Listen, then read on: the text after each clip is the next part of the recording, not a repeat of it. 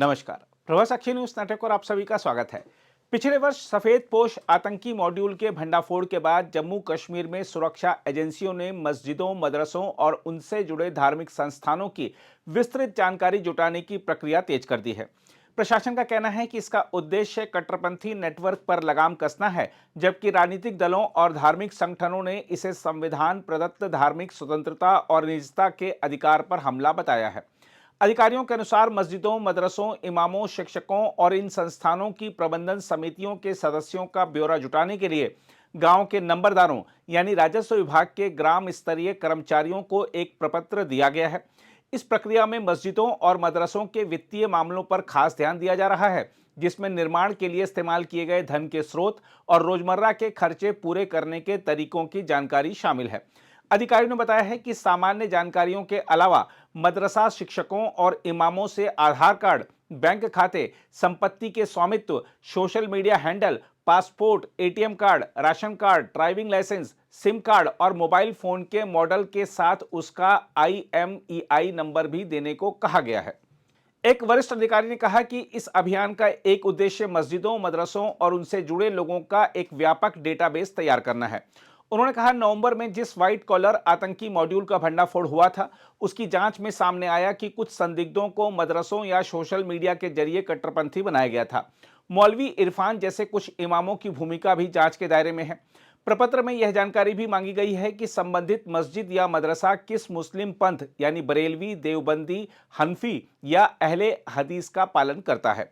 अधिकारियों ने बताया कि कश्मीर में व्यापक रूप से अपनाई जाने वाली सूफी परंपरा को नकारने वाले इस्लामिक कट्टरपंथ के बढ़ते प्रभाव को भी घाटी के युवाओं में कट्टरता बढ़ने का एक कारण माना जा रहा है। इमामों, शिक्षकों और प्रबंधन समिति के सदस्यों से यह भी पूछा गया है कि क्या वे पहले कभी आतंकी या राष्ट्र विरोधी गतिविधियों में शामिल रहे हैं। साथ ही उनसे किसी लंबित मामले या अदालत से हुई सजा का विवरण भी देने को कहा गया है। हम आपको याद दिला दें कि जम्मू कश्मीर पुलिस ने उत्तर प्रदेश और हरियाणा पुलिस की मदद से पिछले साल नवंबर के पहले सप्ताह में एक सफेद पोश आतंकी मॉड्यूल का भंडाफोड़ किया था। इस मामले में 3 चिकित्सकों समेत 9 लोगों को गिरफ्तार किया गया था और 2900 किलोग्राम विस्फोटक की बरामदगी हुई थी। यह मॉड्यूल जैश-ए मोहम्मद और अंसार गजवत उल हिंद से जुड़ा था और कश्मीर, हरियाणा व उत्तर प्रदेश तक फैला हुआ था। दूसरी ओर इस कार्रवाई को लेकर राजनीतिक विरोध तेज हो गया है। नेशनल कॉन्फ्रेंस के नेता और श्रीनगर से सांसद आगा रुहुल्ला मेहदी ने कहा है कि पहले से ही CID, IB और अन्य एजेंसियों की निगरानी मौजूद है। ऐसे में धार्मिक संस्थानों पर अतिरिक्त जानकारी संग्रह धर्म की स्वतंत्रता का उल्लंघन है। उन्होंने आरोप लगाया कि यह कदम BJP और RSS द्वारा मस्जिदों पर नियंत्रण की कोशिश जैसा प्रतीत होता है। इसी तरह मीरवाइज उमर फारूक के नेतृत्व वाली मुत्ताहिदा मजलिस-ए-उलेमा ने इस कवायद पर गहरी चिंता जताते हुए इसे निजता, गरिमा और मौलिक अधिकारों का पूर्ण उल्लंघन बताया है। संगठन ने उपराज्यपाल प्रशासन से इस प्रक्रिया को तुरंत वापस लेने और धार्मिक संस्थानों की स्वायत्तता का सम्मान करने की मांग की है। देखा जाए तो कश्मीर में सुरक्षा कारणों से उठाया गया यह कदम अब एक व्यापक बहस का रूप ले चुका है।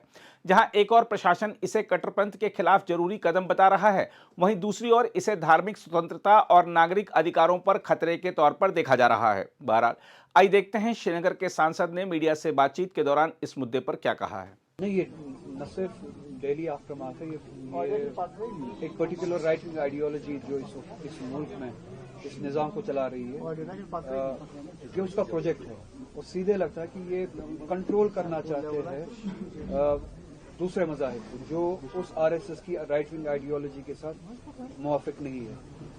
इस मुल्क में कॉन्स्टिट्यूशन के मुताबिक हर मजहब और हर मजहब से वाबस्ता लोगों को उनके मजहब से फ्रीली और बिला खौफ अमल करने की गारंटी और राइट है।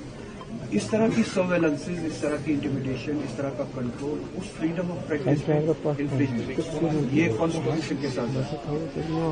और इस रियासत में जब पहले से ही हमारी सिक्योरिटी फोर्सेस, उनकी सिक्योरिटी लेयर्स है, सर्वेलेंसेज है, यहाँ पे IB भी काम करती है, CID भी काम करती है, मिलिट्री इंटेलिजेंस भी काम करती है, पैरामिलिट्री फोर्सेस की अपनी सर्वेलेंस लेयर्स है।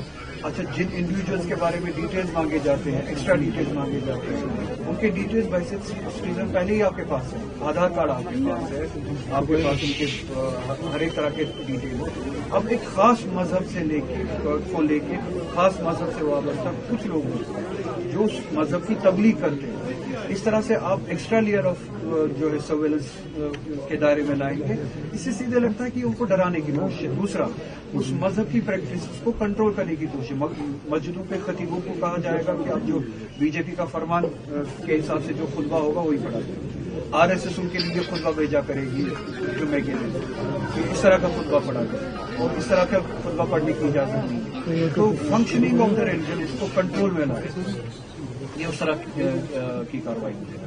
सर, ईरान सिचुएशन को आप कैसे देखते हैं, क्योंकि आज यूएस प्रेसिडेंट डोनाल्ड ट्रंप ने भी कहा कि जो भी मुल्क ईरान के साथ ट्रेड करेगा उन पर एक्स्ट्रा 25% टैरिफ जो है लगा दिया जाएगा यूएस में। ईरान में जो अंदर हालात है, माहौल है, जो लोगों की नाराजगी है अपने हुकूमत के साथ इक़्तिसादियात को लेकर, उसकी अंदरूनी है, और उसमें किसी भी बाहरी मुल्क को मुदाखलत करने की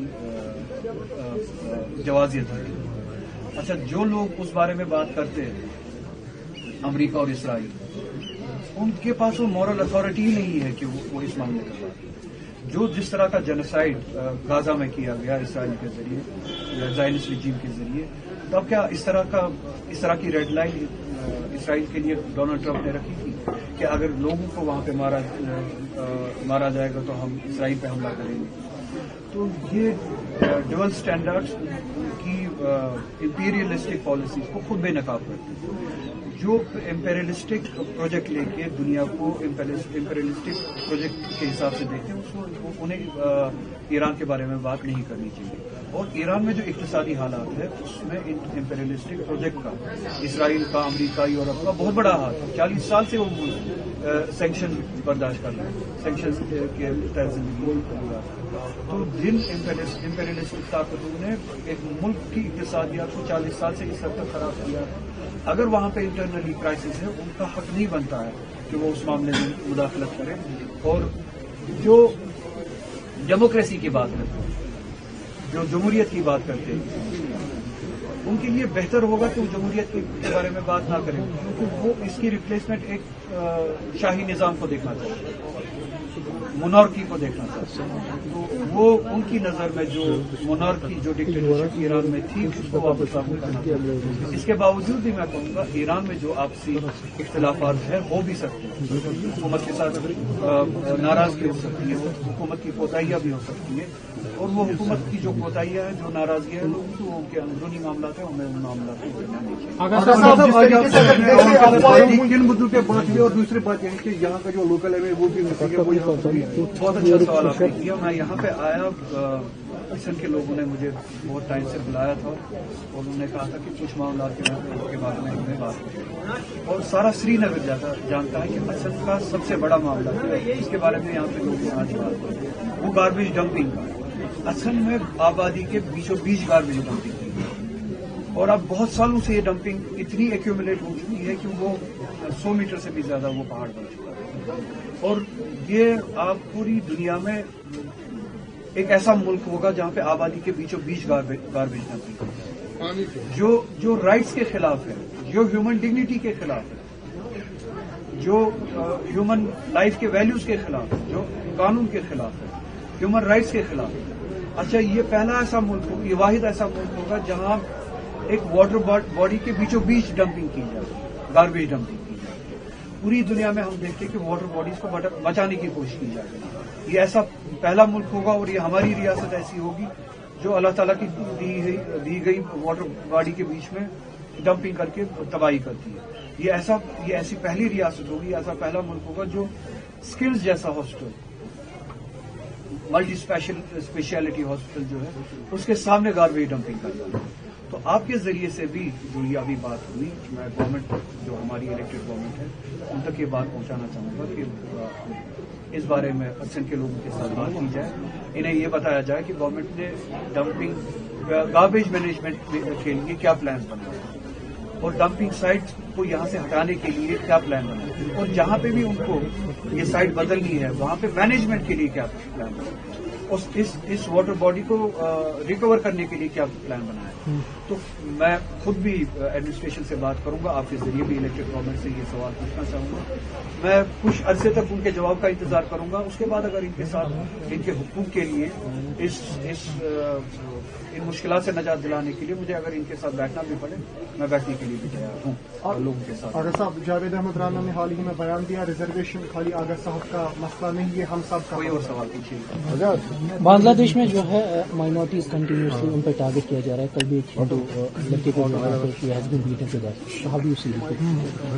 बांग्लादेश में जो माइनॉरिटीज के साथ हो रहा है, मैं जाती तौर पे उसी तरह से देखता हूँ जिस तरह से गाजा में मुसलमानों के साथ कत्ल, जिस तरह से हिंदुस्तान में जब माइनॉरिटीज को लीच किया जाता है उसको देखता हूँ। माइनॉरिटीज जहाँ जो भी हो, चाहे हिंदू हो बांग्लादेश में, चाहे मुसलमान हो हिंदुस्तान में, या बेगुनाह इंसान या इंसान जहाँ भी हो, चाहे गाजा में इंसान, जिसको बेगुनाह मारा जाए, जो मारने वाला हो वो दहशतगर्द, वो जाति, वो सहीयूनी, वो तागूती है। तो माइनॉरिटीज को अगर बेगुनाह कत्ल किया जाता है बांग्लादेश में, वो मारने वाला जो है बांग्लादेशी वो दहशतगर्द। अगर माइनॉरिटीज को हिंदुस्तान में मुसलमान को कत्ल किया जाता है, उसको मारने वाला उसी तरह का दहशतगर्द है जिस तरह का नेतन्याहू जो गाजा में जाता है। तो माइनॉरिटीज के साथ जो ज्यादतियां बांग्लादेश में होती है, जो हिंदुओं के साथ ज्यादतियां बांग्लादेश में होती है, वो भी उसी तरह की ज्यादती है जो ज्यादतियां मुसलमानों के साथ लिंचिंग होती है हमारे इस मुल्क में, वो भी उसी तरह की ज्यादती है। और वही ज्यादती हम उसी तरह से मानते हैं गाजा में मुसलमानों के साथ। आगा साहब, मौलाना हामी वो अपना जवाब खुद दे। और मुझे लगता है कि इल्जामात के जरिए लोगों को विलिफाई करके मुझे लगता है कि इस रियासत में और माइनॉरिटीज में दिलों में इस मुल्क में जातियाँ की जाती है, कभी दहशतगर्द के नाम पे, कभी एंटी नेशनल के नाम पे, इसी तरह के टैग्स लगा के एक तो विलिफाई करके सेकंड क्लास सिटीजन बनाने की कोशिश की जा रही है या बनाया भी गया है, और फिर जो ज्यादतियाँ है उनका शिकार बनाने की कोशिश की जाती है। बहुत सारे हमारे लोग ऐसे अभी भी है, चाहे वो किसी भी मजहब से हो, बिलखुसूस मुसलमान तबके से, वो जेलों में बंद है सिर्फ इसी नाम पे, इसी वजह से क्योंकि उनको बदनाम किया गया, उनको टैग किया गया, उनको एंटी नेशनल, दहशतगर्द। आप देख सकते हैं कि हमारे स्कॉलर्स अभी भी बंद है 5-5, 6-6 साल से जुड़े। उमर खालिद जैसे स्कॉलर, शर्जील इमाम जैसे स्कॉलर, या ह्यूमन राइट एक्टिविस्ट हमारे अभी भी जेलों में बंद है। उसी के बरक्स आप देखें कि रेपिस्ट जो है, जो कन्विक्टेड रेपिस्ट जिनको सजा मिल चुकी है कोर्ट के, उनको 12 बेल मिलती है। तो फर्क मजहब की दिखती है, वो एक मजहब से वाबस्ता है, ये दूसरे मजहब से वाबस्ता है। हमें लगता है कि ये मुल्क हर किसी के लिए बना था, हिंदू के लिए भी बना था, मुसलमान के लिए भी बना था, हर किसी के लिए बराबरी के लिए बना था। हमने ये तवक्का नहीं किया था कि स्कॉलर्स जेल में हो क्योंकि उनको एंटी नेशनल्स और टेररिस्ट का टैग देके उनके साथ ज्यादतियां की जाए, और अभी उनका केस भी शुरू नहीं हुआ, वो ट्रायल्स भी शुरू नहीं हुए, वो कन्विक्ट भी नहीं है, ये अदालत में उनका केस ही शुरू नहीं हुआ है, और वो जेलों में 6-6 सालों से बंद है। और उसी के बरक्स जिनका केस शुरू भी हुआ है, खत्म भी हुआ है, अदालतों ने सजा भी दी है, और वो रेपिस्ट, चाहे वो बाबा हो, बाबा राम रहीम हो, चाहे वो बीजेपी का कोई एमएलए हो किसी रियासत का, वो रेपिस्ट, उनको बेल मिलती है बार। और इसी तरह की आप देखें, जो नाम आपने लिया, यहाँ पे भी कोशिश की जाती है कि टैग दे के, एंटी नेशनल बता के, टेररिस्ट बता के लोगों के साथ ज्यादती की जाए और उनको जेल में। आगा साहब, मणिशंकर जी का एक बयान आया कि जो ऑपरेशन सिंदूर है उसको बंद किया जाए और पाकिस्तान से बातचीत की जाए, आपको क्या लगता है? जितनी भी जंगें लड़ी जाए, और हमें पता है 47 की, 65 की, 70 की, 99 की, परसों का सिंदूर ऑपरेशन जो हुआ, जितनी भी जंगें हम लड़े, उसके बाद हमें आखिर में बातचीत, ये एक वाज़ेह हकीकत है, ये एस्टैब्लिश फैक्ट है, इससे कोई इनकार नहीं। तो बेहतर है कि जाने गंवाने से पहले ही अगर हम बात करें, हमारे फौजियों की ही जाने बचे, बॉर्डर पे जो लड़ते हैं फौज, उनकी ही जाने बचे, शहरियों की ही जाने बचे, इस पार भी उस पार भी। उससे पहले अगर बात हो सके और मामले को हल किया जा सके, वही ह्यूमन और सिविलाइज तरीका है। आखिरकार हमें भी पता चला कि 12 दिन के 10 दिन के बाद या 4 दिन के बाद जब ये ऑपरेशन सिंदूर हुआ कि जंग कोई रास्ता ही नहीं है, जंग कोई सोल्यूशन ही नहीं है, वो बंद करना पड़ेगा। आखिरकार हम भी हर कोई ये समझता है कि जंग और वायलेंस कोई तरीका नहीं है। आखिरकार हमें ह्यूमन तरीके से बैठ के पाकिस्तान से भी या चाइना से भी बैठ के हमें इन इश्यूज पे बात करके बात करनी। अगर आप भी लेना चाहते हैं देश दुनिया की तमाम जानकारी तो आज ही सब्सक्राइब करें हमारे चैनल को। साथ ही नीचे दिए बेल आइकन को जरूर दबाएं ताकि हर अपडेट आप तक पहुंच सके।